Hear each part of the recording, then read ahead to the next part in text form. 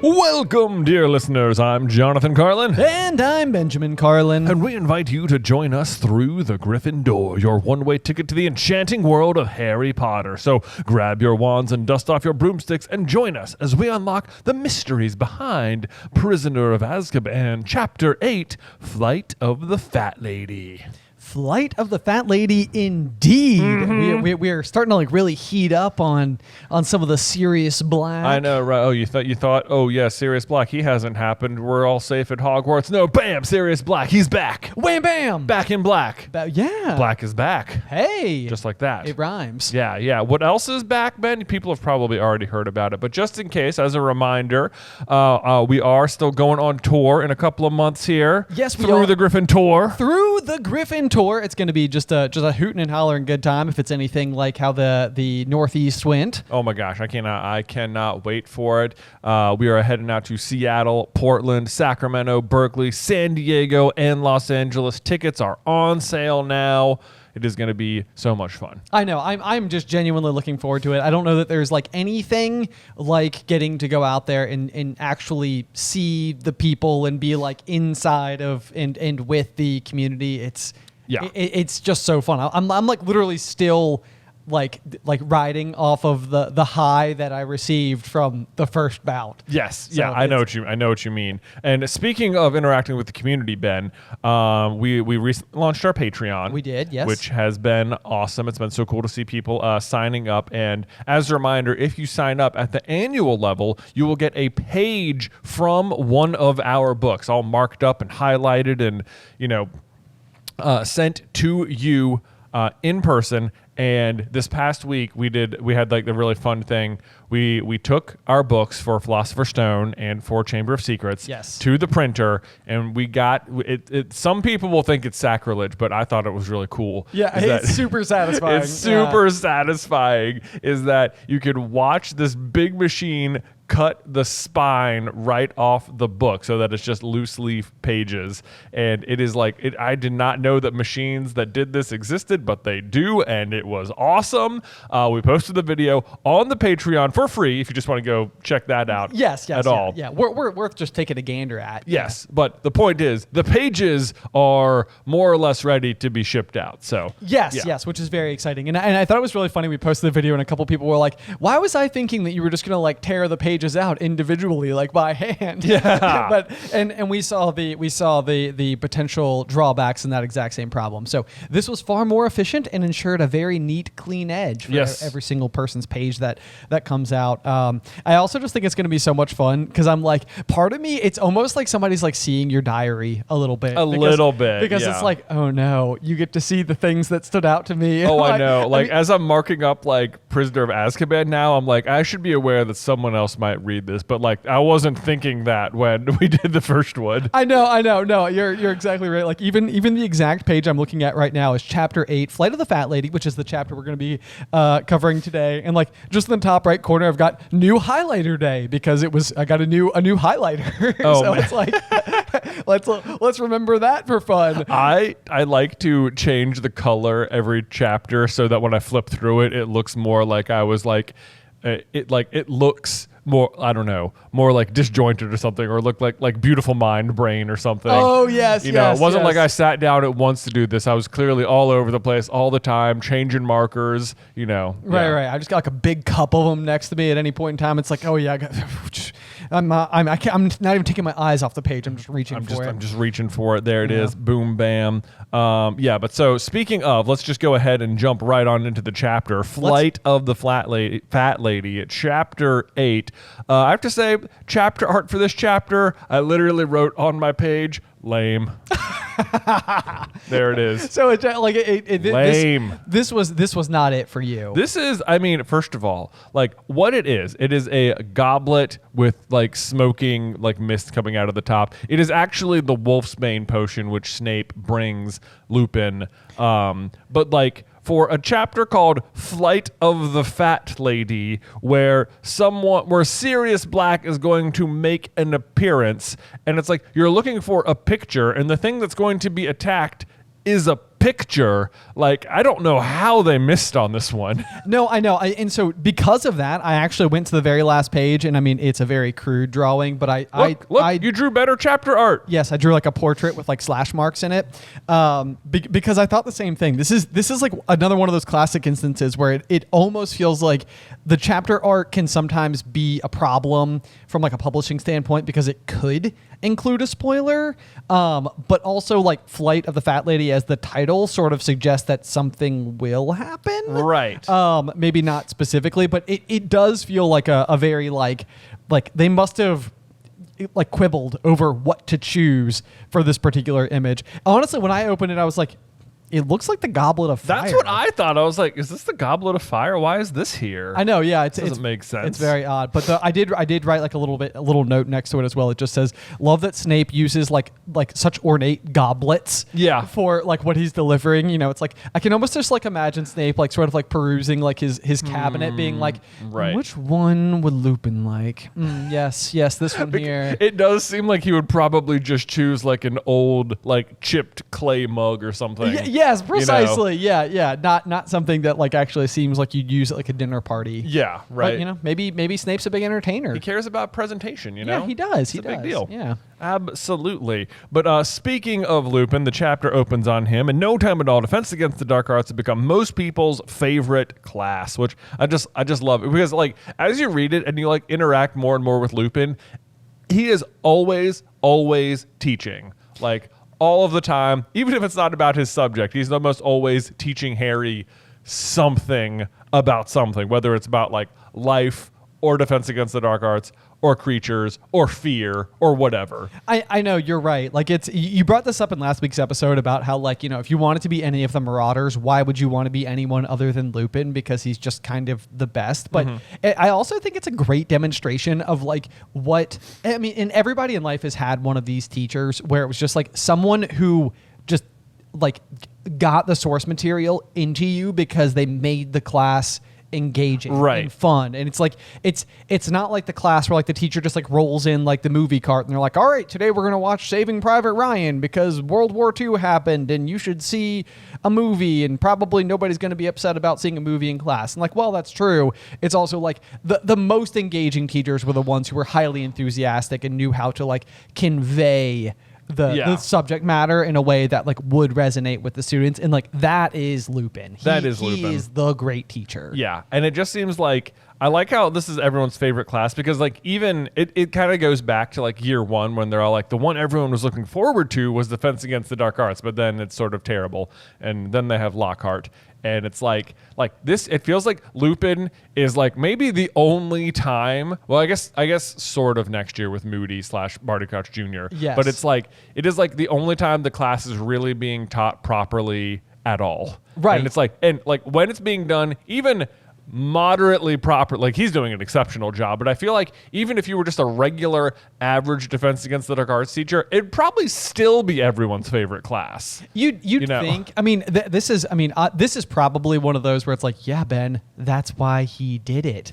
But like the curse against the Defense Against the Dark Arts position, like even as you just phrased it the way you did, like realistically, Harry gets years 3, 4, and 6 with Snape, where there are like instructors who are like at least capable of delivering any teaching. But that means that like for half of Harry's education, because he doesn't go for his 7th year, he doesn't have good professors. So like he's not being taught a lot of Defense Against the Dark Arts. So it's like Voldemort cursed the position so that people couldn't learn how to defend against him. Yeah. Because nobody good is going to want to teach when there's a curse on the position. And that means that nobody's ever getting like years of experience and learning like what works and what doesn't work with the students. So like he's actually dismantling like future opposition to his own regime by this particular curse. Yes, he absolutely is. Yeah. So maybe that's super obvious to point out, like, but it's like I think it's only like really fully occurred to me the brilliance of that particular move on the part of Tom Riddle. Yeah, that it is very smart.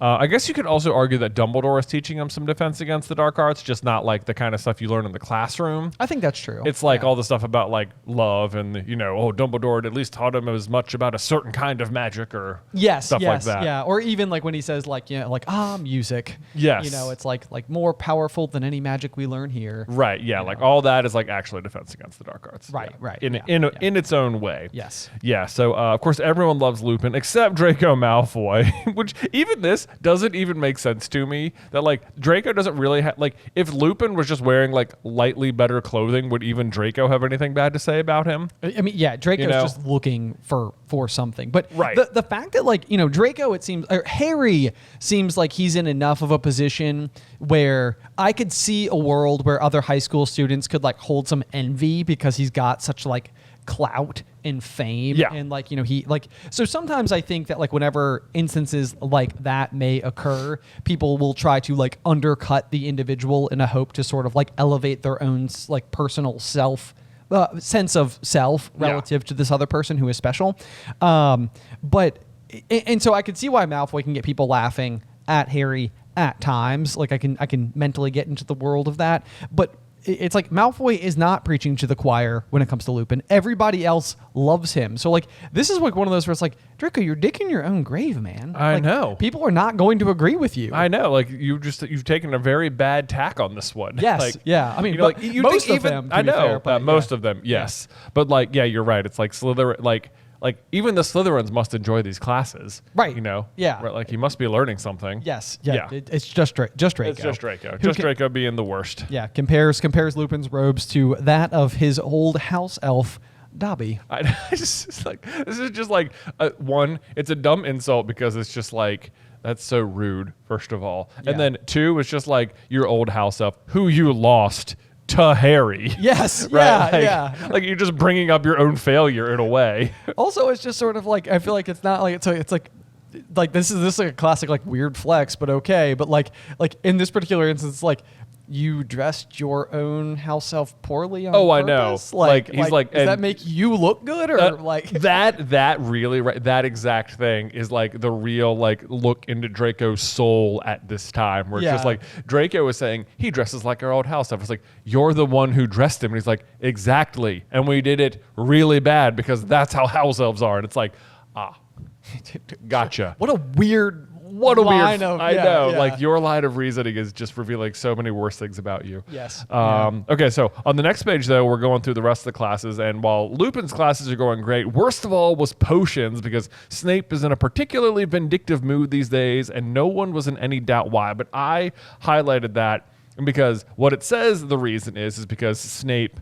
Because Neville made Snape come out of the wardrobe wearing his grandmother's clothes and everyone thinks it's hilarious or whatever. But, is that the real reason why he's in such a vindictive mood? Or, is it just because Sirius is, out and because Lupin is teaching at the school? Yes, and I think that there's another clue later on, in not only in this paragraph, but I think also towards the end of this chapter where we're at the Halloween feast. But this is one of those moments where it says let's see here.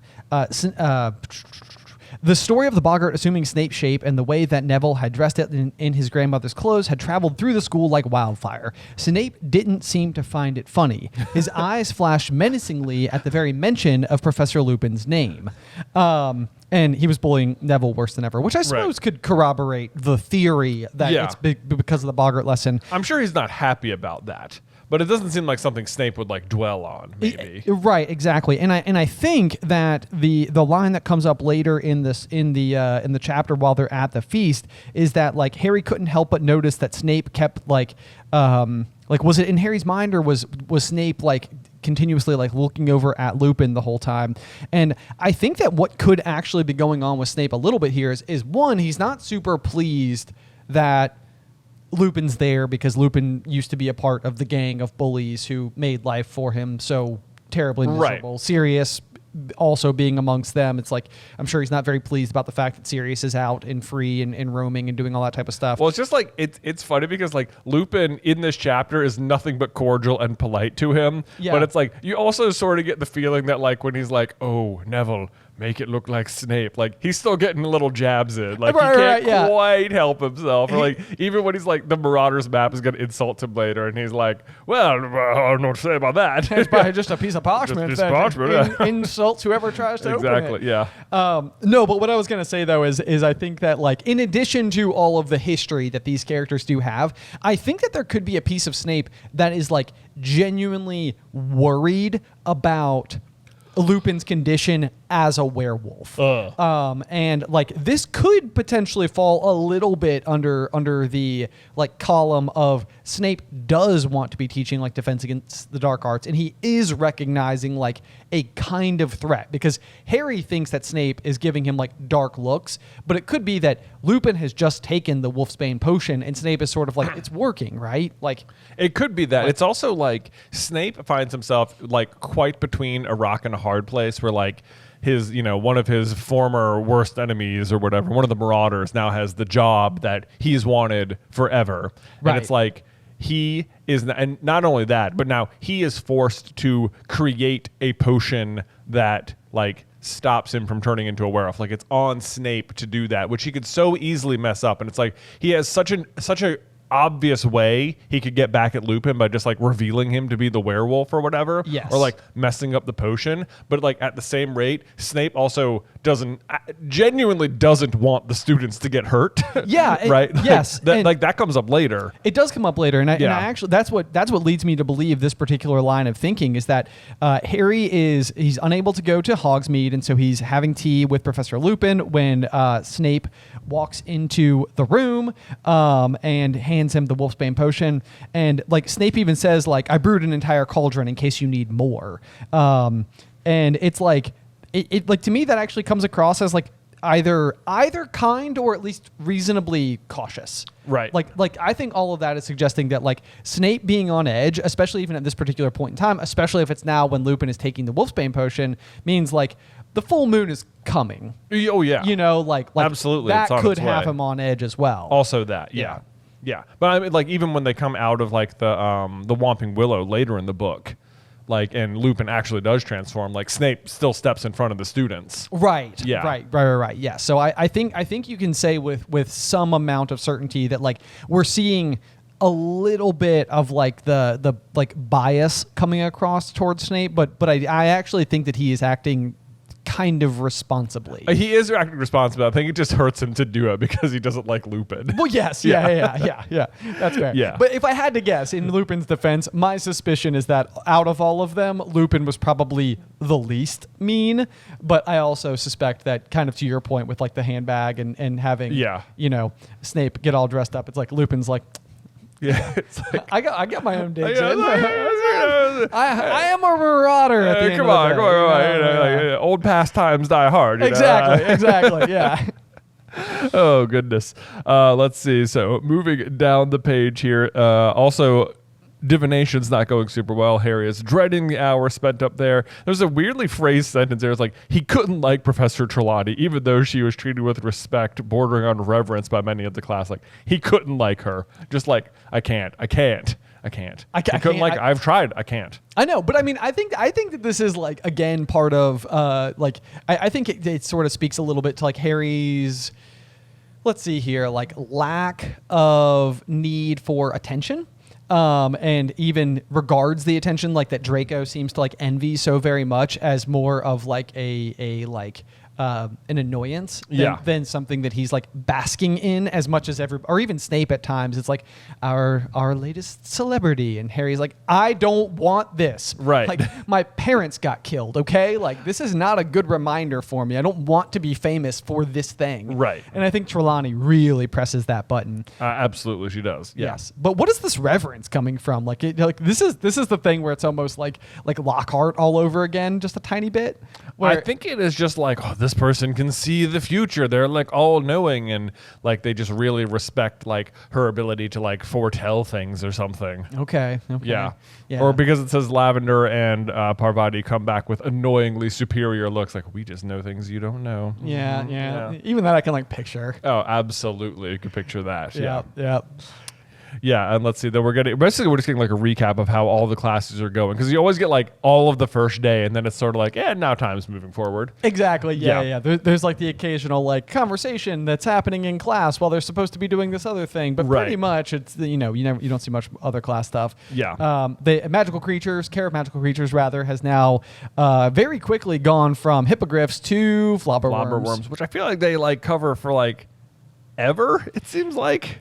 To me, flobberworms, it's like I can't begin to understand, because they just seem like, in my head, I picture them as like larvae.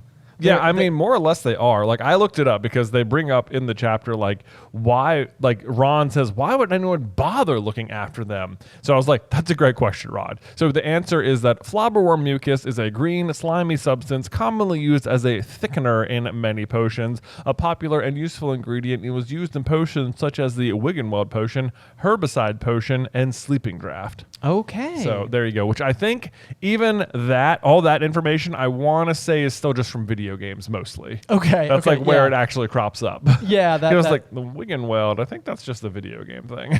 Yeah. Well, the like that's the thing about flobberworms to me is like, I can't imagine that like part of Hagrid's duties throughout the day, like maybe he's tending to or managing the herd of Thestrals in the Forbidden Forest that he's like uniquely been able to like sort of like raise. However, I cannot imagine that part of Hagrid's like daily ritual is like, no, I got to go tend to the flobberworms now. It's because you don't have to do anything. Exactly. Actually, yeah. Let's like, I mean, me and you keep joking about like how we both have like compost at home, and yours is like full of mealworms that have appeared from somewhere.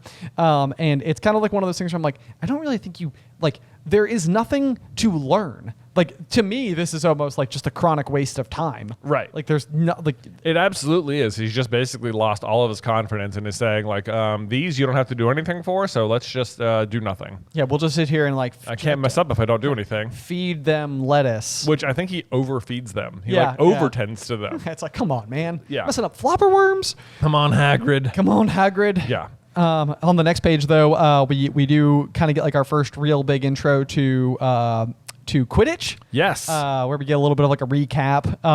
This always happens where we get like a recap paragraph where I'm like, well, I didn't highlight anything, and it's because the whole thing is just basically telling you the rules of Quidditch. Well, I know. Actually, all I highlighted was like, this is a very impressively succinct, like, description of the game. That's true. It is like it is one paragraph, but at the end it's like it's pretty much everything. That's what you need to know. They always make it sound like it's an impossible game to describe, and it's like, well, one paragraph later, you pretty much got it. Right? Yeah. It's like, can you explain this in 200 words or less? Yeah.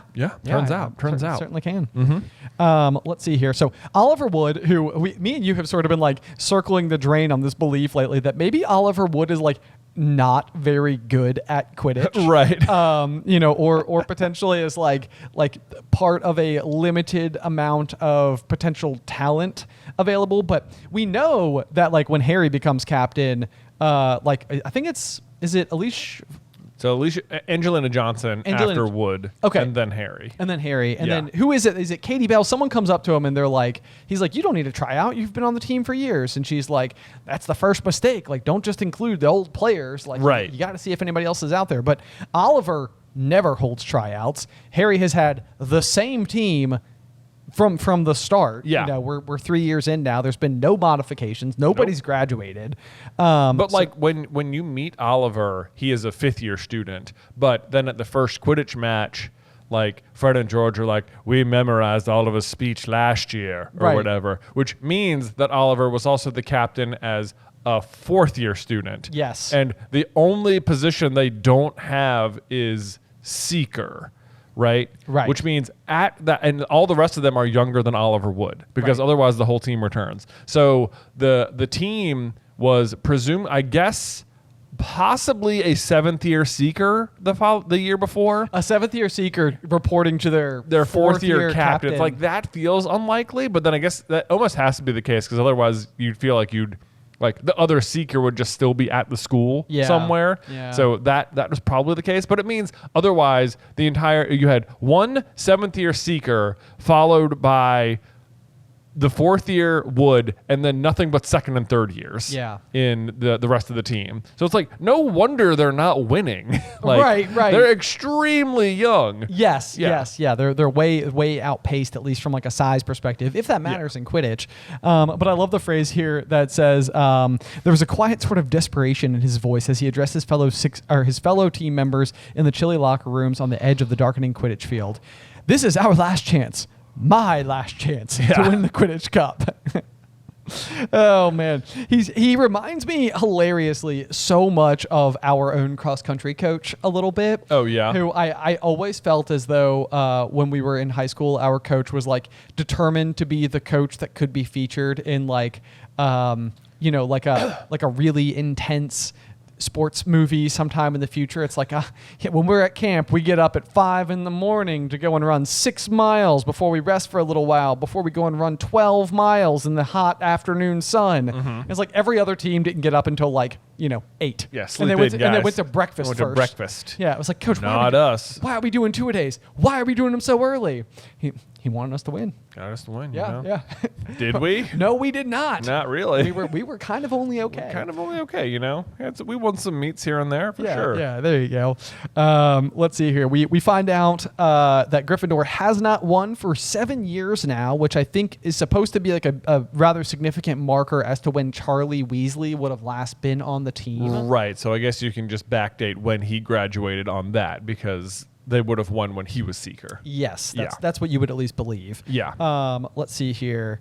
I even like the way he refers to like the tournament being called off last year because the Chamber of Secrets was opened. Oh, I know. And it says wood swallowed as the memory still brought a lump to his throat. It's like I know kids were being attacked and stuff, but like canceling Quidditch? I mean, where do we draw the line, Professor? Come on, McGonagall. Let's, and then I love how he goes through the team and he, compliments the ball. We've got 3 superb chasers. We've got 2 unbeatable beaters. And we've got Harry, the best Seeker who's never failed to win us a match. It's like, and me. And it's like, yes, we think you're very good too, Oliver, which I just added like, yes, you are absolutely Puddlemere practice squad material, Oliver. Just absolutely. Yes, I love Fred's response. Spanking good keeper. Spanking good. Yeah, the twins are just on fire. They are on fire in this book. They got some real zingers. I do think it is like the fact that Oliver only goes on to make the practice squad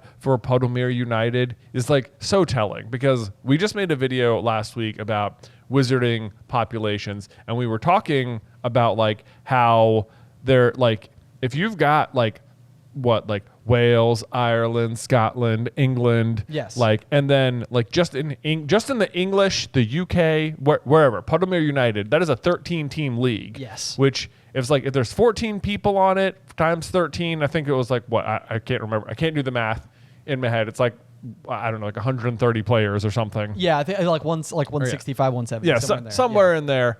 But it's like there's and when the only schools feeding into this particular league is Hogwarts. Yeah. Right? And it's like, as far as we know. Right? Well, we know it's the only wizarding school like in this area. Right. I guess like there could be players from like, Durmstrang or Beauxbaton or something coming over here, but you'd think like France would have its own Quidditch league. You would think.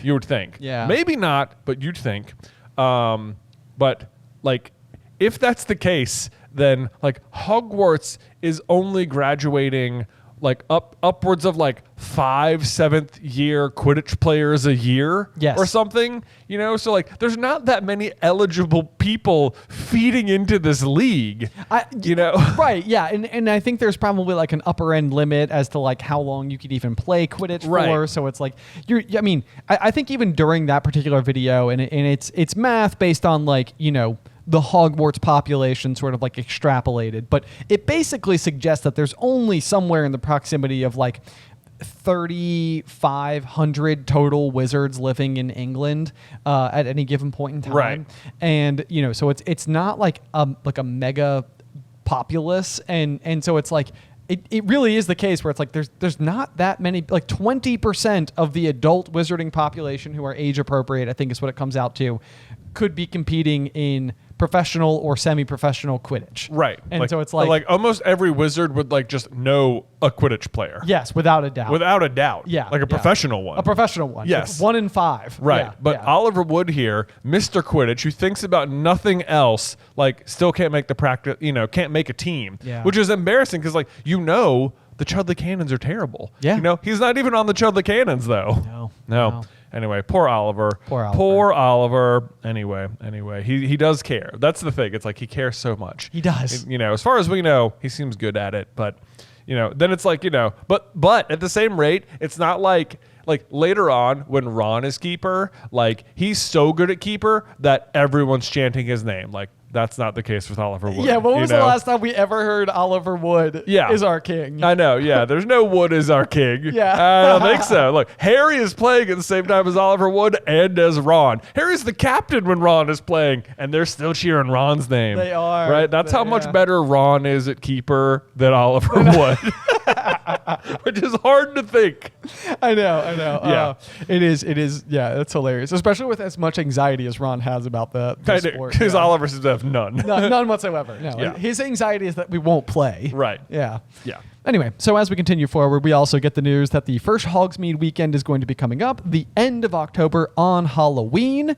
Is it sort of weird that it's taken 2 months of school to go to Hogsmede? It does seem kind of odd. Yeah. If anything, it almost seems like the kind of thing where it's like, hey, this is a new privilege. So it's like you guys have been back to school for a whole week. Let's do a Hogsmede weekend to kick things off. It feels to me like there's almost no reason Hogsmede isn't just like an open thing students could do every weekend. That does seem odd as well. Yeah, it's like you have free time. You're old enough to go and walk down there. It's like, couldn't you just also who is keeping these shops afloat? I know. In the meantime, if not like the students. Right. I mean, this is a college town, basically. Right, yeah, it's a college town. Yeah. Get those kids over there. Come on. Who is keeping Zonkos in business if not the students? Right. And they get to visit like 4 times a year. Come on. No wonder Fred and George buy this place for nothing. Right. Yeah. Maybe it's like Black Friday every time it's Hogsmede weekend, and they're like, it's gotta be. All right, guys, time to make all the money we can make for the whole year. We got 4 days to do this. Let's go. Yeah. Yeah. That's basically what it has to be. Let's see. But Harry is full of determination. Oliver's speech gets through to him. It says, no amount of mud, wind, or rain could tarnish Harry's wonderful vision of finally winning the huge Quidditch Cup. And I think that is an important line right there. Like, this speech spurs Harry to such desire to win the Quidditch Cup that, like, this is why he goes and talks to Lupin about fighting the Dementors. It's like, it is not because he, like, cares about overcoming Dementors in general. It is because I need to be prepared so that I can win Quidditch. Yeah. Right? Yep. So it's like this speech from Oliver leads to Patronus's. That's not so bad. There you go. So Oliver Wood actually has quite the legacy, even if it's not as a Quidditch player. Right. He doesn't even know. He doesn't even know his importance, you know? Right. Way to go, Oliver. Way to go, Oliver. A little redemption arc. Little redemption, for this episode. Let's see here. Then we get a conversation with, I believe, Harry, Ron, and Hermione, and Crookshanks enters the scene and kind of seems to zero in as Ron makes reference to the fact that he has Scabbers in his bag, and then all of a sudden Crookshanks attacks. Crookshanks just straight up attacks, nearly ends the story right here. I know, this is like one of those big moments where it's like, goodness, Crookshanks, if only. I think we have covered this video. I don't know. I maybe I should have rewatched it before we did this episode. But it's like, what if Crookshanks ate Scabbers? And it was dissecting this moment. Like, what if he got him? Yes. Yeah. Then what happens?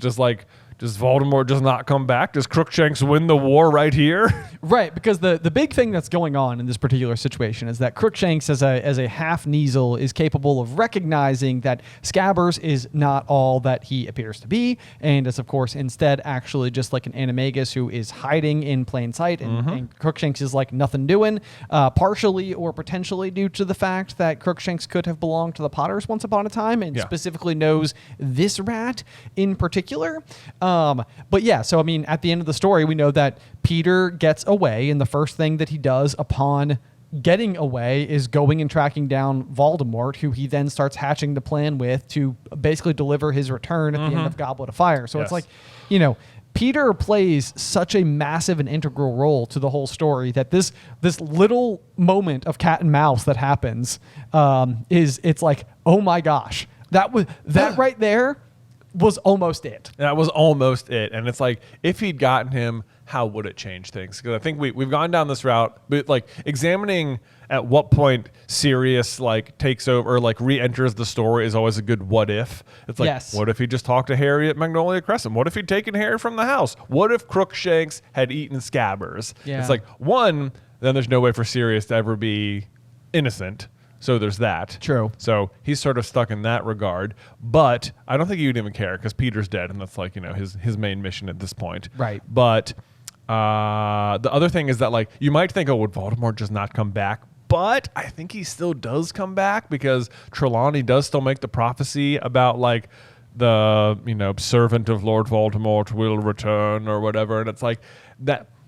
It is usually Peter, but if Peter's not there, like, it can also apply to Barty Crouch Jr. Yes, Yeah. and this is like one of those things that me and you tend to come back to whenever we're writing a what if, which is that like I think in like the Marvel universe, to like borrow a term, there's like nexus events, which basically just means like it doesn't matter which timeline you're dealing with, like Thanos will always attack. Like that happens in every single version of every single universe ever. Right.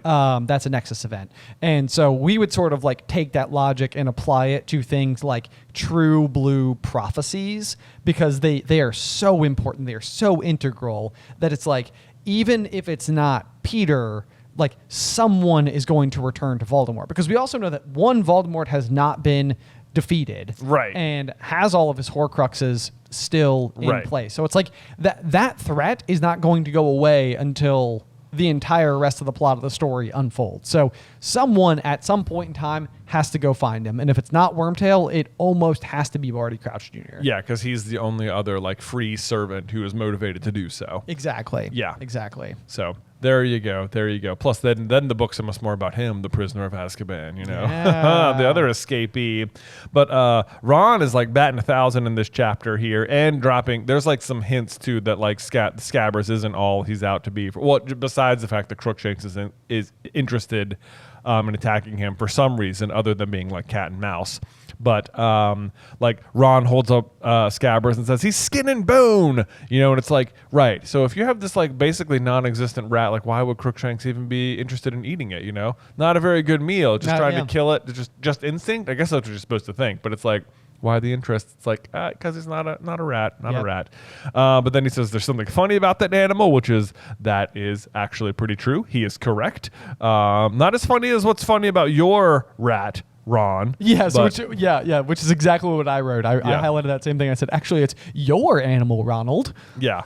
Then he says, it heard me saying Scabbers is in my bag, which, yes, totally did. And it said, that cat's got it in for Scabbers. And it's like, yes, you're on fire, Ron. You got like all of it. You're all correct. Yes, yeah. All of those things, accurate. All of those things are true. Which, yes. like, of course, Hermione's sitting there like, rubbish. And it's like, no, Ron is like 1,000%. Ron is actually right. The problem is that if he knew why he was right, he would have a completely different interpretation of what's going on. Yeah. Yeah. So anyway, this leads to Scabbers seeming like particularly like ill due to being attacked once again. Even that part when it's like he's ill and it's like still, because it's been 2 months of rat tonic now. Like, oh no, yeah, you know? It's like, Ron, it's not working, man. Not working, dude. It's not working. Yeah. Bring him to Hagrid or something. Bring him to Hagrid. Know? Yeah, someone needs to take a look after That'd be funny if Hagrid holds it. It was like, oh, this is a person. That would be so interesting. Yeah. It's like, well, Ron, I don't know how to tell you, but this is not a rat. Yeah. Do you think Hagrid could tell? No, because Hagrid has him later. Yeah. I guess and that's he's true. like, oh, Ron, I got something for you. It's your rat. Yeah. So, no. I'd like to think that if Hagrid looked closer. Right, you yeah. know, maybe he's just like, it's like, it's a rat. Why would I think anything twice about it? Well, that's exactly the thing, though. Yeah. That's what we're looking for, Hagrid. I know. Yeah. Oh, well. Anyway. Oh, well. So the next day, this is like Ron and Hermione. I feel like the like start of just them arguing what feels like for 5 books. Oh, I know, right? Just forever. Forever. But yeah, Hermione does ask very timidly, how's Scabbers? Checking in on things. Oh, and then they're working on the puffapods, which as I was reading this, I was like, I have zero memory of even the word puffapod. Oh, same. Yes. I literally had to go back and be like, wait, what are they doing? Because at some point in time, Ron is accidentally dumping them on the floor, and Professor Sprout needs to come by, and it's like, careful, Weasley. And it says let's see here. The beans burst. Yeah, the beans burst into bloom before their very eyes. And I'm like, these sound awesome. I know. I'm like, I have no memory of this. Yeah. Puffapods. Puffapods. Who knew? Who knew? Not me.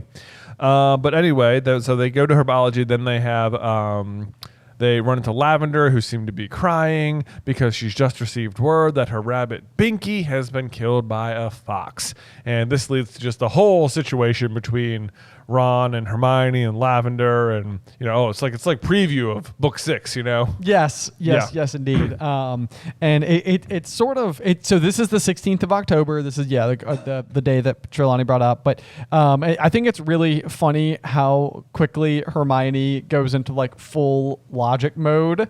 There's a line in the movies that I don't think Hermione ever says in the books, but I think Harry is like, you're brilliant, Hermione. And she's like, actually, I'm highly logical, which allows me to see past, like whatever details that typically other people get hung up on. And this is that moment to the letter. Yeah. Like, this is a moment where like somebody is crying about their upset pet, and all Hermione is doing is taking all of the emotions out of the equation and being like, wait a second. Okay.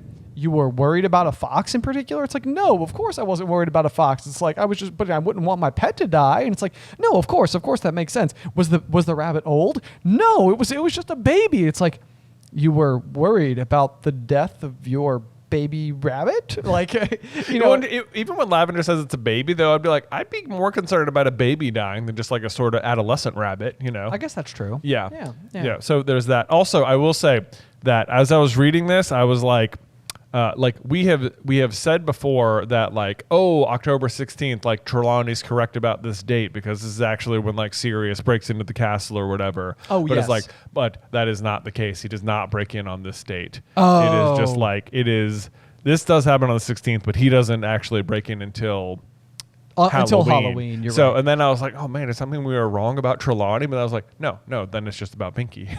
Oh yeah, there you go. go. But it is just about Binky. Yeah. We have a fallback. It's like, it works anyway. It still works. It works the way that the book said it worked. Yeah, just exactly. The book just gave us the answer right there. We tried to overthink it. Yeah. No, we're all good. We're good. Yeah, totally Trelawney's still right. But good correction. Right. Yeah. Yes. Go back. So Lavender wasn't maybe worried. You're not worried about the rabbit dying. She's worried about getting the news that he's died. Exactly. Which does happen on the 16th. So right. Yeah. We're good. Trelawney's always right. Don't worry about it. Oh my gosh. I just made that whole argument about Hermione talking logically, and I'm like, I don't even think that this line is in the books. It's just in the movies. Literally at the top of the next page it says, well, look at it logically, said Hermione, turning to the rest of the group. I mean, Binky didn't even die today, did he? Lavender just got the news today. Lavender wailed loudly, and she can't have been dreading it because it's come as a real shock.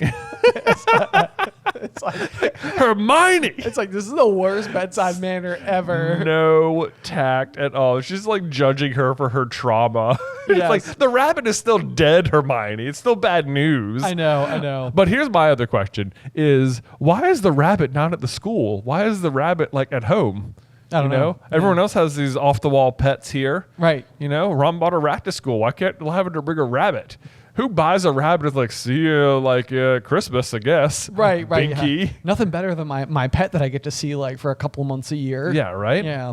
That really seems terrible for the parents who are then I know. Oh my gosh, now we can't. That's what actually happened was the Yeah. parents. That's awful thing about the parents are like, maybe we'll just accidentally leave Binky outside when the fox comes by. Oh, yeah. Lavender, of course. Yeah, because basically Lavender must have gotten the rabbit before school when it's a baby. Yeah. Right? And then, it doesn't, we don't know if the rabbit has any powers or anything. If is it a magical rabbit or anything? It's never really said. It doesn't really say. So maybe really good at exiting top hats. Yeah. How does it die? It's killed by a fox. Is that what it says? Yeah. Right? Okay. All right. Also, just Mr. and Mrs. Brown. Why are you keeping that rabbit outside, man? I don't know. How on earth are you keeping this rabbit? Yeah, I mean, lesson number 1 in owning a baby rabbit school is don't leave it near foxes. Don't leave it outside at all. Why is there, it's like, what is going? But everyone I've ever known who owns a rabbit has it like in a cage indoors. Most of the time. Most of the time. Yeah. What kind of fox was this? I have no idea. Maybe a crafty fox. I think, new theory, Mr. and Mrs. Brown got talked into buying a lavender just before buying a rabbit just before Lavender went to school, and we're like, yeah, great. And then she immediately left, and they were like, this is the worst. Yeah. Maybe we leave it outside. Who knows what happens? Yeah. Oh, sorry, Lavender. Your non-magical rabbit died. Oh, man. You said you were going to take care of it, but then you went to school. Oh, no. Oh. Our bad. Our bad. Anyway, it's a really good setup, though, because I like the line from Ron that comes afterwards, which is like, don't mind Hermione, Lavender, said Ron loudly. She doesn't think other people's pets matter very much. And I feel like this is like woven into the tapestry of the story quite well, because like Ron does have reason to be like it almost does seem like Hermione's kind of this like callous nature.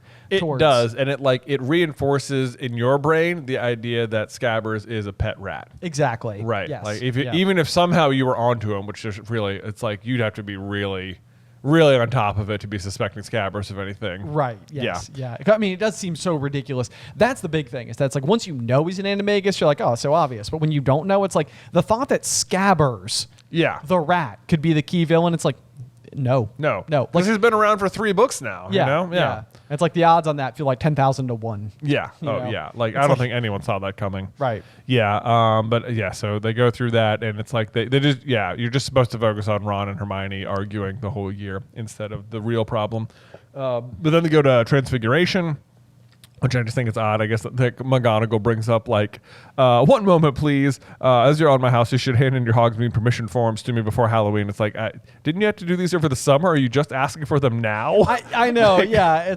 This is again. It's like we as the readers have only really just like barely come back to school, but for them, it's like you're like 60 days into the school year. Like if this was me and my parents signed something in the summer and I wasn't being asked to turn that permission slip in until Halloween, I have lost that piece of paper. 1,000%. Yeah. It's lost. Yeah, no absolutely. chance. Which is the case for Neville, whose grandmother did send his to McGonagall directly. She seemed to think it was safer. Yes, I guess accurately. Which honestly, it's like for anybody. That's not just a Neville problem. Oh, actually, I had this idea for a what if. It's just like everyone seems so determined to keep Harry out of Hogsmeade and stuff. Like, and it's just, which for everyone, it's just really convenient the Dursleys didn't sign it. Like, you know, like if Harry survives 1 more hour at that dinner with like Aunt Marge, like his form is just signed. What are they going to do? What are they going to do? Are they going to be like, actually, you still can't go? Right. It's like, haha, gotcha. Right? Like, what if they just signed his form? Yeah. You know?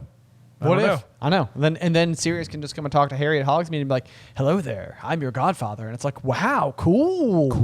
You really scared me that one night on Magnolia Crescent. And it's like, my bad. And it's like, no worries. And it's like, can we live together? Yeah. Let's do it. You know, then your friend Ron over there? That's your friend? Let me tell you something about his rat. He sucks. He is the worst, Harry. He killed your parents. Scabbers couldn't have done that. Yeah. Well, he did. Yeah. Yep. If only. Yep. Let's see here. So then as we move forward, Harry does try and go and ask McGonagall whether or not it would be okay if she could sign the form on his behalf. And this is like one of those moments where I do think you get like a little bit of like the softness from Professor McGonagall. Where she's very firm and she's like, no, I cannot do that for you. But like, I think that this is kind of like one of those moments like where even Dumbledore wants, like all throughout this entire story, like why is he like allowing Harry to just go to school and like do all these things? And it's like he's attempting to allow Harry to just have a normal childhood. Yeah. You know, like he just wants him to go and have experiences and get to live like any other regular kid. And I think that this is like one of those moments where McGonagall is like, he should be allowed to go. Like this is an experience that is being taken from him for things that are completely outside of his control. Absolutely. Like, so do you think if not for the threat of Sirius Black, but otherwise everything else is the same, like she would just let him go?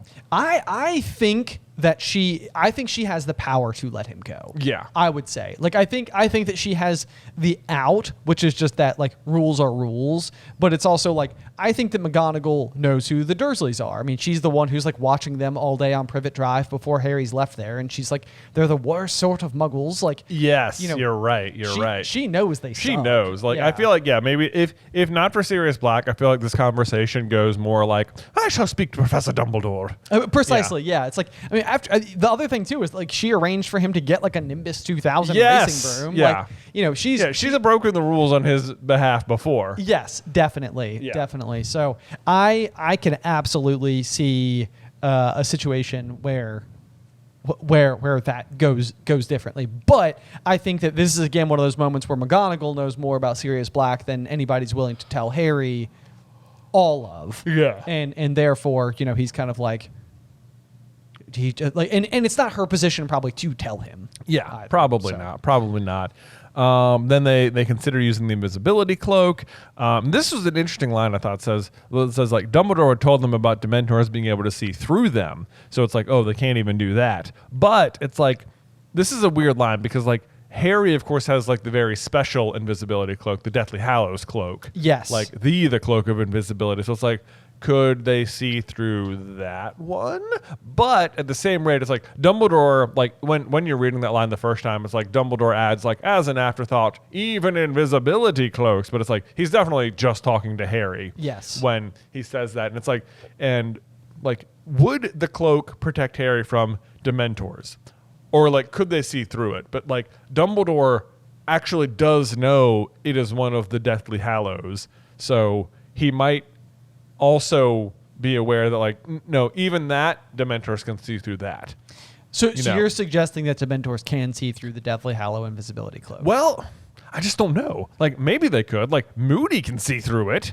I know. So it's like, it's not completely impenetrable. Yeah. Like, there's that. But then, like, also Dumbledore could just be, like, bluffing at the start of term just to be like, nah, really, Harry, just don't do that. You know? Don't even it. tie. Like, yeah. Oh, I know what you're thinking, Harry Potter, invisibility cloak. Nope, they can see through that.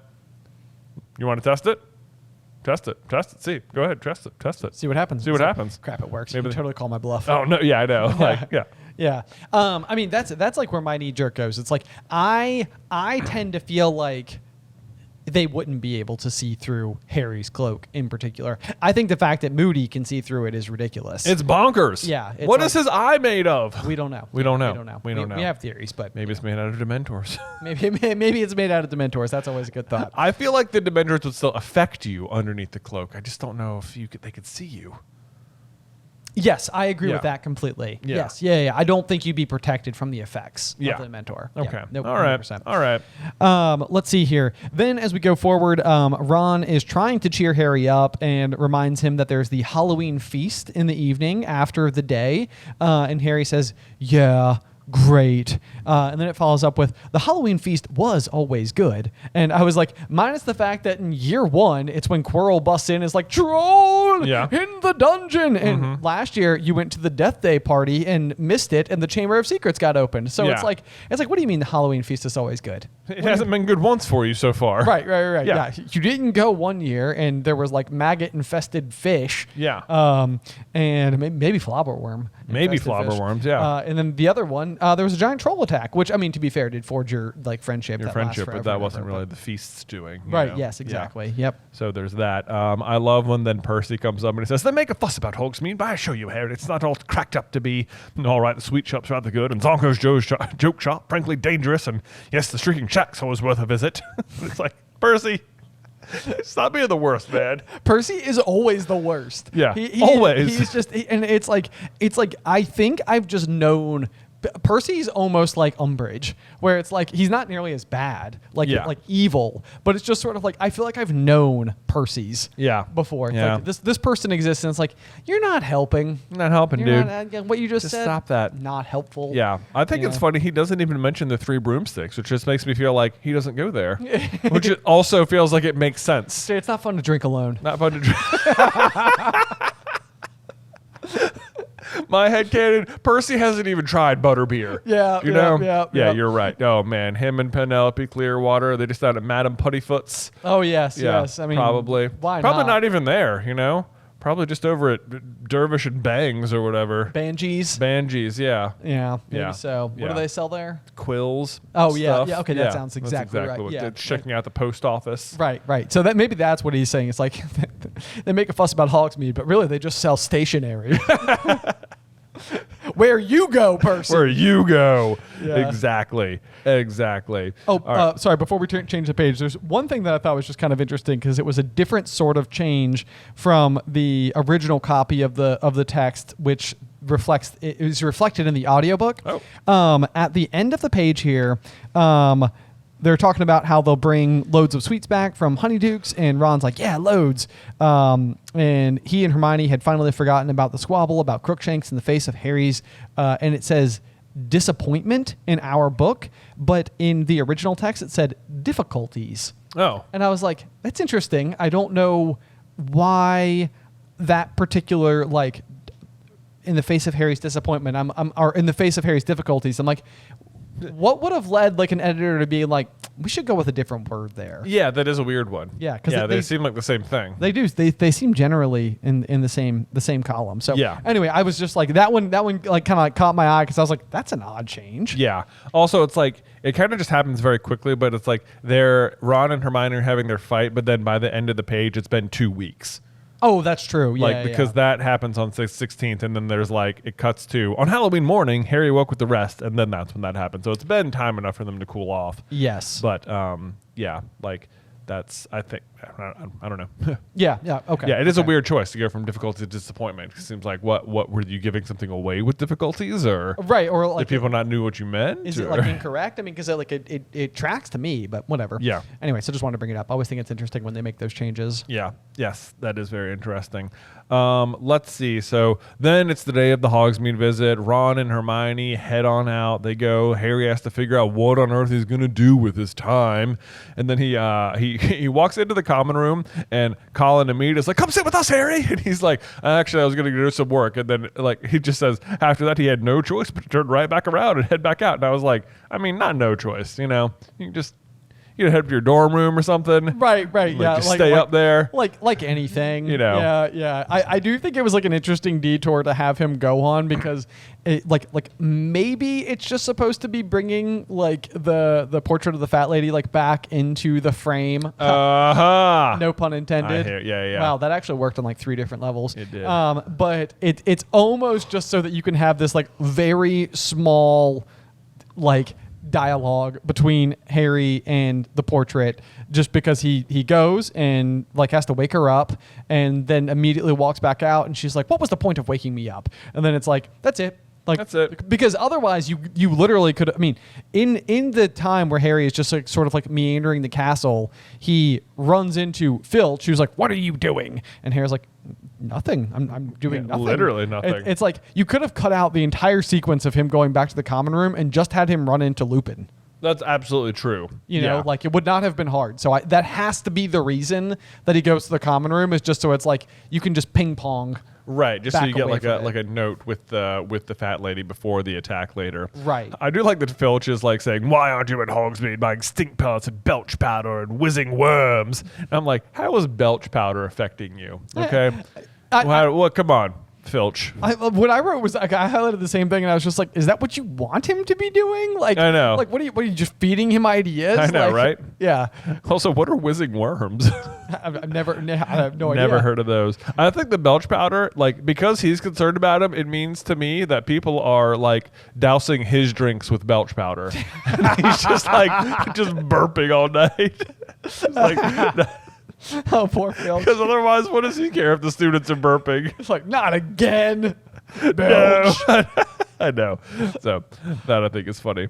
Let's see. So, but then Harry runs into Lupin, who invites him to have tea, and he has this line. It says, just where he says, "Where are Ron and Hermione?" Which I just like, such a thoughtful line from Lupin, where it's just like he's really like identified not just who Harry is, but like who are Harry's friends and why aren't you with them? Yes. You know? Yes. Like, yeah. Yep. No, I think that's a really good thing that he noticed. And then he does let Harry know that he's just taken delivery of a Grindylow for their next lesson, which I do think is just sort of like an interesting little detail, because later in the saga, this is like the security question that Lupin will ask Harry to prove that he is the real Harry. He's like, you're right. What did I have in my office the first time you visited? And Harry's like, a Grindylow, wasn't it? Yeah, and it is. It's also what tackles Fleur in the lake. The Grindylows. The Grindylows. Oh, she doesn't know about the abnormally long fingers, strong but very brittle. Yes, yeah. The trick is to break its grip. Exactly. Yes. If only she had been in school with Lupin. She would one sentence later, she could have won the second task. Maybe. I know. Yeah. It's like actually, you probably could say two sentences that round up almost the entire strategy, which is, hey, Grindylows have a weird grip thing you should be aware of. Also, gillyweed allows you to breathe underwater. Yeah. That's it. These are like things that feel like they'd be commonly known. They're just the gillyweed is such a weird plot problem for Harry, where it's just like, we Muggles have solved breathing underwater. We have. Okay, we got it. Like, you guys, magic people, this should be so obvious. Like, there should just be known, obvious, clear ways to do it. Especially because we can only breathe underwater because of technology. Your plants and herbs have probably existed for centuries, if not millennium. Yeah, right. So you have had hundreds, if not thousands of years to zero in on what allows you to breathe underwater. I mean, I'm surprised there's not classes being taught on the bottom of the lake. With the mer people. Yeah. Yes, with the mer people. You take mermish. Exactly. But all of this, Yeah. Like, there should be a day in Care of Magical Creatures where you visit the bottom of the lake with gillyweed. That would be cool. Right? It would be cool. Dumbledore speaks Mermish. How did he learn? Gillyweed probably. Doesn't make any sense. Oh my goodness. Okay, all right. Well, let's see. Moving on. So he goes in there and he says, I only have tea bags. I dare say you had enough of tea leaves, which I'm wondering, that sounds like he's heard that Trelawney said he was going to die in class. But did he know that Harry specifically saw a Grim? Because, like, that must have such meaning to Lupin, because Sirius would resemble? Right, yes. Because, because Lupin would know that Harry seeing the Grim because of Sirius in particular, not because of whatever, like, the textbook says the Grim means. Like, he knows that Sirius can turn into a dog. Yes. Okay. So now what's almost going through my head a little bit here is, like, imagine reading this story and not knowing the eventual outcome or the fact that, like, Sirius is the big black dog. Is there any world where at this point in time you, the reader, could have hypothesized on the basis of, like, Lupin seeing the crystal ball boggart that Lupin is the dog and what he's actually seeing isn't a dog but is a werewolf? I guess you could. You could, like, think, the crystal ball was the moon. Lupin's a werewolf. The Grim was Lupin. Was the wolf. Because in this exact moment, like, while they're talking about, like, the tea leaves and stuff, he does say, like, Professor McGonagall told me about it. You're not worried, are you? And Harry says no. And then in that moment, Harry thinks of telling Lupin about the dog he's seen at Magnolia Crescent. If only he'd brought it up. I know. I could see a version of us who are writing fan theories as the books are coming out being like, dude, it's Lupin. It's Lupin. Lupin's the dog. I mean, yeah, because, like, you've learned about Animagus at this point. Yes. Yeah. Like, briefly, in parentheses. Yeah. But still, I think I can like hear us creating that video. But that's what you're supposed to think. Like, Lupin is supposed to be, like, who you think is letting Sirius into the castle. Right. Yes. Like that. That's what, because there's otherwise, who else would it be? All the other. He's the only new character. Right. Yeah. Yes. So there's that. But Anyway. And it's been, like, kind of like the Defense Against the Dark Arts teacher has been a problem for the past 2 years as well. Exactly. It's like been the villain the past 2 times. So why wouldn't it be this time again? Maybe even now you'd be suspicious because you'd be like, they're just trying to lull us into thinking he's not a threat. Yeah. Right. Exactly. He's too nice. Right. And then she actually saves that particular plan for next year. Yeah. Exactly. It's like, ugh. But with Moody. It's so annoying how well the tricks work. I know. It's like, we fell into all the traps. That's okay, though. But so then Harry does drink some tea. Harry, he has a moment of honesty where Lupin says, anything worrying you, Harry? And he says no, but then decides, yes, something is bothering me, and asks him about the boggart. I love that. That's actually like one of those moments where I was just like, thank you, Harry, for finally talking to an adult. Oh, I know. Like, because this comes up all the time. It's like, I think it's even a huge plot point in Chamber of Secrets where like Harry has an exchange with Dumbledore. It's like, is there anything else you need to tell me? And it's like, it reflects the conversation that Tom Riddle has had with Dumbledore where he says like the same words. I know, it does. And it's like, is there anything on your mind, Harry? And it's like, it would be so classic Harry to be like, no. Yeah. It's like, Harry! Like, Harry, why didn't you say, like, well, I can hear voices in the wall saying they're going to kill somebody or deal with some spider webs or something. I don't know. Rip. Yeah. I forgot about the spider webs joke. Anyway, so Harry asks, why didn't you let me fight the boggart? Yeah. And Lupin's like, well, I thought it would be Lord Voldemort. And it's like the first time someone says Voldemort. Other than himself, I guess, and Dumbledore and Hagrid, who told him. Okay, yeah, and I wrote that in there. I said, and Hagrid, right? Hagrid has also said it because he can't spell it. Yeah, but Hagrid is telling him under, like, the pretense of, like, revealing the name. He's not saying it, like, bravely. He's, like, very uncomfortable even just telling him, but he's like, I guess you need to know. Right. So that's more like whispered tones versus somebody who's just saying it. Like referring to him by name. But you're right. So that is also very telling, but could also be piling on to the suspicion.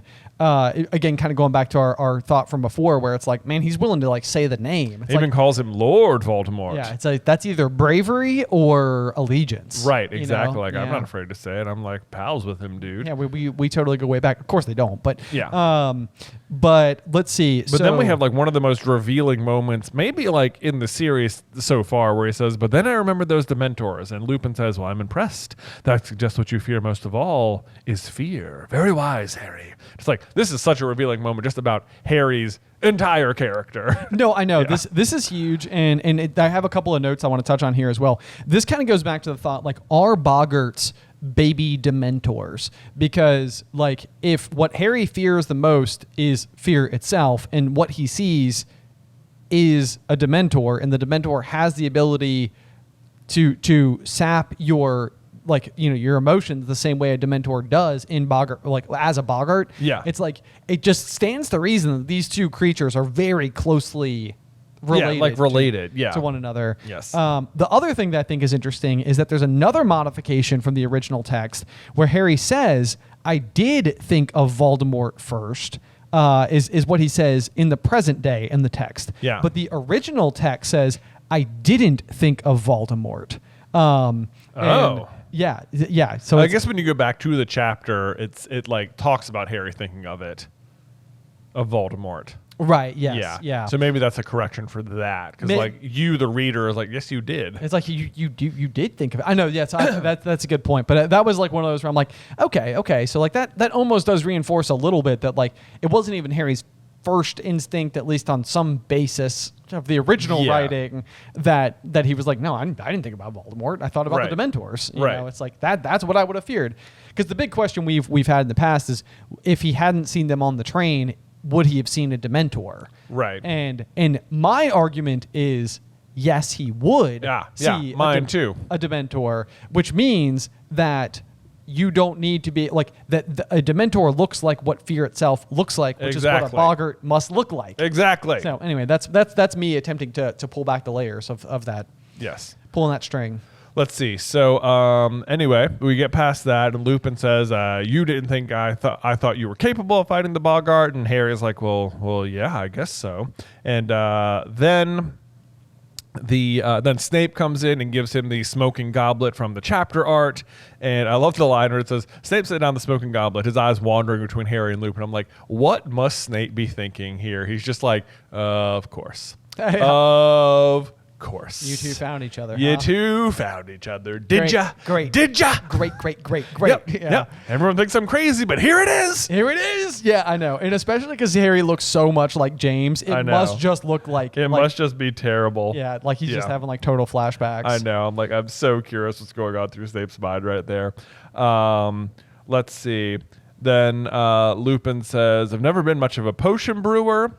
at all, which is interesting. It is interesting because they always kind of describe Lupin as being like the Hermione of the bunch, going back to the Marauders. Yeah. Well, we have always interpreted it that in that particular way, and that he was sort of like the book smart one. Yeah. But then there's also always like Lily was one of the best in her year. She was a member of the Slug Club. James and Sirius were regarded as the best at everything. The best at everything. Snape himself would have been in that year. Slughorn. So I highlighted that. I was like, this kind of tracks with Slughorn. Like Slughorn would have like noticed if Lupin was really good at it. True. You know. True. Yeah. Yeah. So like you mean like that's probably part of the reason why he wasn't in the Slug Club? I think probably Slughorn had his own. I think he probably didn't like the shabbiness of Remus, as well as anything else. You cannot judge a book by its cover. You really cannot, no, especially not at all. Is there a joke to be made in there about like you can't judge a book by its cover, but then like the cover of the textbook that Hagrid assigns to them is ferocious? Oh, you know what I mean? It's like maybe. Yeah, it's like the opposite. Right. Yeah. Yeah. Could be. Yeah, because like that one is it's I don't know. Yeah, it's dangerous on the outside, but safe on the inside. Yeah. Maybe a little bit of a flipperooski. Anyway. Kind of like I think it's supposed to be like Hagrid himself. Like on the outside, he looks dangerous, but inside, he's fine. He's fine. Yeah. Just gotta rub the spine. Yeah, rub the spine. There you go. Then there's a random thing where he says like, I guess the potion tastes really bad, and he says pity sugar makes it useless, which is like that's interesting. It made me wonder if there's some sort of like werewolf lore that like werewolves don't like sugar or something. That would be really interesting. Yeah. And I highlighted that one as well just because I was like, this is just good trivia. Like, what makes the wolfbane potion like not work? Yeah. You know, what simple substance? You know, because then it would be like, if you asked me that question on a quiz, I'd be like, this also maybe is like if you're really reading into it, like maybe like some more red herring for Lupin, because like he's the one earlier who was like, you should have chocolate or whatever, and it kind of makes you think like, oh, there's like chocolate does have a magic about it, right? Like, and now it's like, and now sugar clearly has some sort of effect on a magical potion. So it's like sugar is magical or whatever. Yeah. But it's like, no, I can't ingest sugar or something. Like I'm not so good or something. I don't know. Maybe that's why he's always got chocolate left on him. He's like, I like to keep it with me. Yeah. You know, I can't eat it, but like I carry it. Right. Yeah. Pity sugar makes it useless. What do you mean? Like if you put it in it, what if you took a spoonful of sugar after you ate it? Would that still make it useless? Probably. Yeah. Best not to risk it, I suppose. Probably not risk it. Yeah, because the worst case scenario is pretty bad. Worst case scenario is turn into a werewolf, kill somebody. Yeah. Yes. so just avoid the sugar. Yes. Deal with the bitterness. But so Harry can't believe what he's seeing. He's just like, no, please don't drink that. Like, what are you doing? That's a very bad idea. And he says, Professor Snape's very interested in the dark arts, and Lupin is just, I love this. He says, really, said Lupin, looking only mildly interested as he took another gulp of potion. And to me, this whole line is just like, it shows you how much Lupin like trusts Dumbledore. He's like, he is not concerned about Snape poisoning him at all. It's like, Dumbledore trusts Snape, so I trust Snape kind of thing going on. And it's like, yeah, I understand why you probably don't like Snape, because obviously he's an annoying git, but but also I'm not concerned about it. I'm not concerned about it because Dumbledore. Yes, and then there's like Harry saying some people reckon he'd do anything to get the Defense Against the Dark Arts job, and I'm like, that is such a teenager thing to assume. Like, you think the thing he would do is murder Lupin? Is that what you think? Right. Is that what you're saying, Harry? I don't think even Snape would go that far. Okay? Right. Yeah. No. I think we're safe. That's Harry's own prejudice working against him a little bit. Yes, where it's it like is. you're assuming the absolute worst in Snape in this particular moment, and if anything, Snape is actually doing Lupin a kindness. Yeah. So let's see. Then Ron and Hermione return. They bring Harry all sorts of candy, which is super nice. They tell him about the 3 broomsticks and the butter beer, which that line alone, everyone in the world is like, gotta try this butter beer stuff. I know. Yeah. It sounds amazing. I love though how they're like, the post office, Harry, about 200 owls. And it's like, okay, you guys know like 200 owls fly into the Great Hall every morning, right? I know. Yeah. It's like, I was like, the post office. Yeah. All right. And then they're like, Honeydukes has got a new kind of fudge. And I'm like, okay, that's like like, that's just a regular candy shop thing. That's not even Wizard. If I go to the Muggle candy shop, they'd have new fudge. Right. You know? They even offer samples. Yeah. That's like the thing about fudge is that you can almost only sell it if free samples are involved. Exactly. No one's ponying up for fudge most of the time. Yeah. Let's see. And then he tells them that Lupin brought, or that Snape brought Lupin a potion, and they're both just like, he drank it. I guess they all. It's like they really. I think what's revealing here is that like, as much as Harry is beginning to trust Lupin and how much the other students like him, it's like their distrust of Snape is greater than their like trust of Lupin. Sure. Like they think Snape is worse than Lupin is good. Yes. Yeah. Yep. So there's that. But obviously Lupin is fine. He's looking as cheerful and as well as he ever did. But come the feast. So they're not doing it. Then here's the line you were talking about earlier. Was he imagining it, or were Snape's eyes flickering toward Lupin more often than was normal or natural? Yeah. So again, this is the moment that I come back to. It's like, if you're Snape and you're the one being tasked with brewing the wolfsbane potion for the person that you know is a werewolf, and it is circling the full moon, because that's probably why Lupin's taking it right now. It's like there's a non-zero amount of pressure that's like, I hope I made it right. Oh, I know, because Lupin even says it's a tricky potion. Yes, know? Exactly. Like, yeah. So this is like a big thing, and I think it's a reasonably newly invented potion, is it not? Because he just had to. Yeah, because like obviously Lupin didn't have it when he was at school, right? And they haven't been graduated for too terribly long, right? No, I think they should just be like in their 30s at this point. Yeah, so it's only been like 13 years since he was at school. Right. Yes. Yeah. Okay. So like, anyway, I think Snape's eyes flickering towards him has more, like, it's like it is flickering more often to Lupin, because Snape's sitting there like, I hope this works. Like, please don't turn into a werewolf. I'm gonna have to step in, and like it's gonna be super scary for everybody if all of a sudden I guess like even that though, it's like he still transforms. He just keeps his mind. Yes. Yeah. So you are correct. Yeah. So I guess he's afraid that it could just happen though. I mean, it would be scary if it happened anyway. Yeah. Yeah. I mean, that's gonna shock people. Yeah. Then I love at the feast, they're talking about Harry's good mood couldn't even be spoiled by Malfoy, who shouted through the crowd as he left the hall, "The Dementors send their love, Potter." And it's like, dude, it has been 8 weeks. I know. Get over it. Come on, man. It wasn't even funny the next morning. Right. Yes. Yeah. It just never goes away with him. Never goes away. He is singularly obsessed with Harry. He just like he's just like Draco. Like, yeah, that's the thing. It's been 2 months. He's still down there. It's like, can you believe Potter and the Dementors? Oh my gosh, it's the best thing that's happened to me in my whole life. He was afraid of something, sort of. Yeah. I mean, I was too, but he passed out. He passed out. Oh my gosh. Oh, Potter. Wow. Those Dementors, they got him. They got him. Man. Oh boy. Okay, so then we get out of the Great Hall, or we get out of the feast. We go back to the portrait where there's a big backup. Percy comes fighting his way through. He's like, "What's the hold up here? You can't have all forgotten the password. Excuse me, I'm head boy." Mm-hmm. Some gasps have been had, and Dumbledore is called to the scene because, in fact, the fat lady has been attacked. Although I think this is one the movie might do a little bit better, because like the fat lady is not there at all, and like in the movie it's the fat lady who tells Dumbledore that it was Sirius Black or whatever. Yes. But in here it's Peeves who was telling Dumbledore, of all characters. I know. Yeah. It's like, do we believe Peeves? That's exactly what I said. He's like, he got very angry when she wouldn't let him in. You see, nasty temper he's got, that Sirius Black. And I'm like, okay, but it's Peeves. Like, do I believe him? I know. Yeah. Probably not. I can't be certain, but I feel like there's a line like that.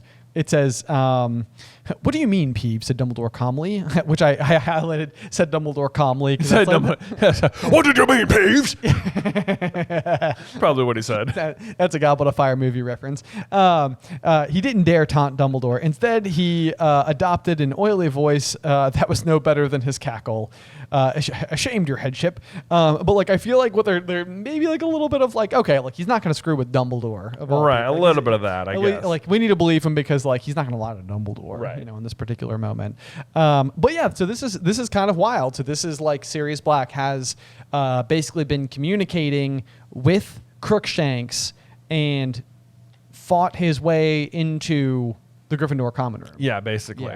Yeah. And at this point in time, I guess by Crookshanks reporting, he's like, Wormtail's in there. Oh, yeah. Yeah. Oh, he's in there. Yeah. Which this is kind of like one of those points where it's like you want to have a little bit more faith in like the wizarding government, that it's like, okay, serious. I understand that you're heavily wanted and it would be very difficult to like step forward, but could you not like leak to just anyone? Do we know how he got in here? Is it through the Honeydukes entrance? I guess he would know it. Yeah. I don't know if we know. Yeah, because he somehow makes his way into the castle. Right. Yeah. But he would know. I mean, as a marauder, he would have like literally created the map. Right. Yeah, exactly. So he knows the secret passages. Exactly. Yeah. So possibly. I guess he could come. No, I was going to say the Shrieking Shack too, but like that doesn't really help. It doesn't get you. I guess it could get you inside the grounds. It gets you inside the grounds. Yeah. Yeah. Then maybe you could just go through the front door. Yeah. I suppose that could be it. Right. That seems like such an obvious. I guess maybe they think. Well, no. I don't know if he can get through the tree. Can he? As the dog. Like normally they have Peter do it. Yeah, that's also true. Seems like I can probably figure it out. No, if you're coming out of the tree though, then you could just touch it. You just touch it. You just climb out. You just touch it because and you're get right back in. there. Yeah. Or I guess you just magically like touch it with a stick or something. Look at us thinking it all the way through. Okay. All right. Well, whatever. Either way, he makes it to the castle. Of all people, Sirius would know how to do it. Yes. Yeah, uniquely. Yes.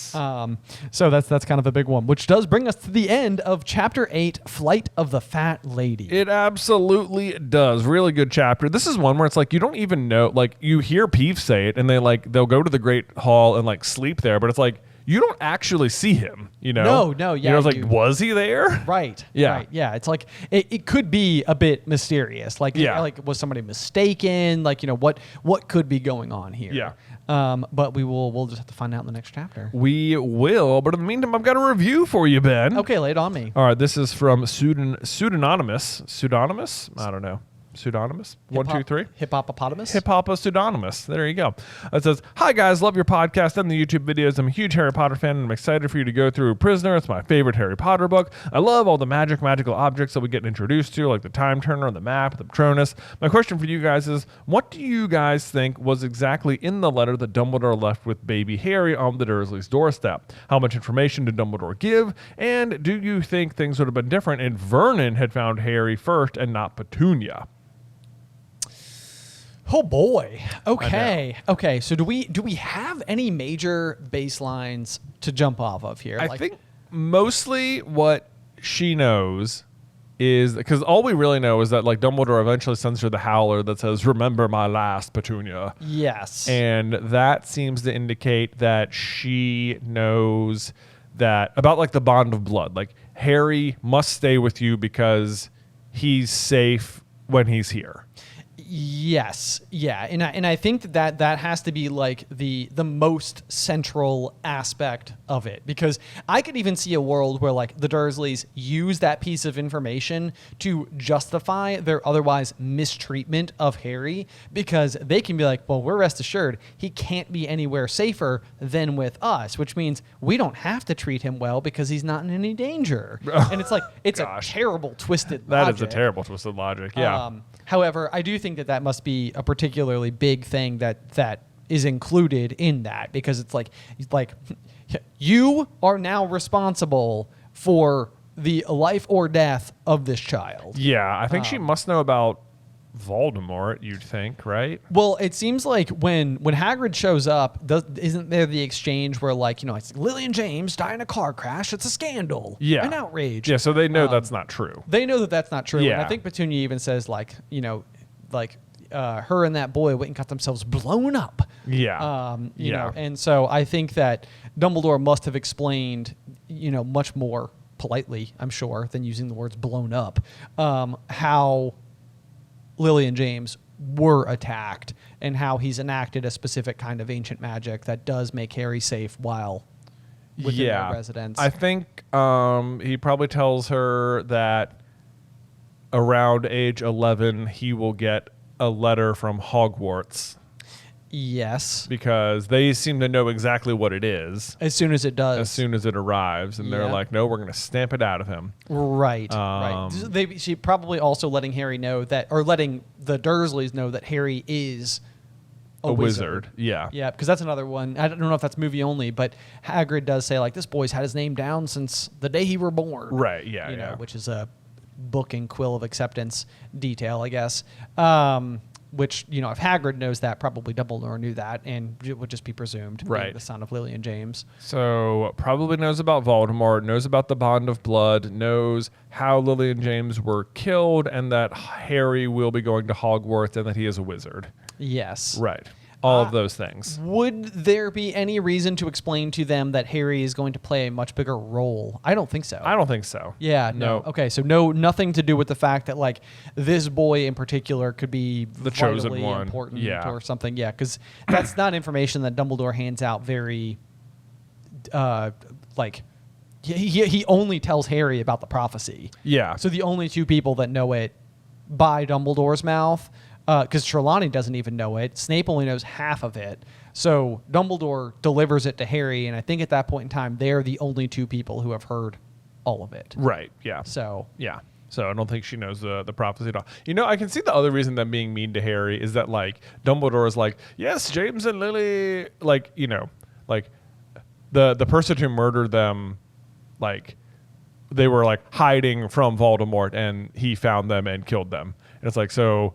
they were hiding because he's looking for Harry. So how about we hide him at your house? He's fine. It's gonna be all right. It's gonna be okay. Nothing you to worry are not over. in danger. Yeah. Because I mean, I could see again another kind of twisted logic involved with it, where they're like, well, now you've just endangered our family by bringing him here.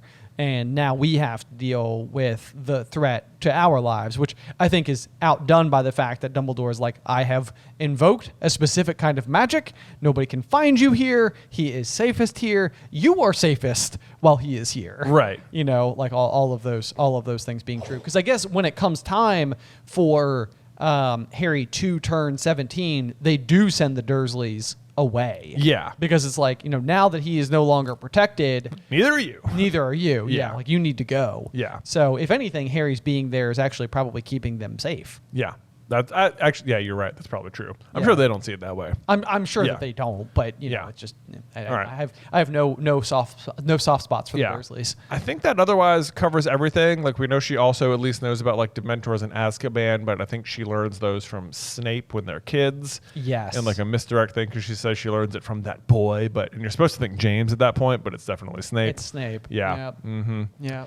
Yeah, that's sneaky right there. But I think that's everything. Otherwise, that Petunia might have known. I don't think it would have mattered whether Vernon found him first. I don't think he'd be like, oh, God, get rid of this baby before Petunia finds out. Oh, yeah. Jeez. No, that would be dreadful. Yeah, no. I think Vernon loves Petunia enough to not, like, kill her nephew or something. We'll grant him that. Yeah, we'll grant him that. Yeah, for sure. Like, I don't think they don't love each other. They're just not nice people. Exactly. Yeah, that's it. There we go. Yeah. Okay. All right. But anyway, that is going to do it for Chapter 8. Make sure you join us next week for Chapter 9, Grim Defeat, here on Through the Gryffindor. Today's episode was edited by Ethan Edghill. Vaishon Brandon does our art. Catherine Stein is our production manager, and the show is hosted by me and Jonathan Carlin.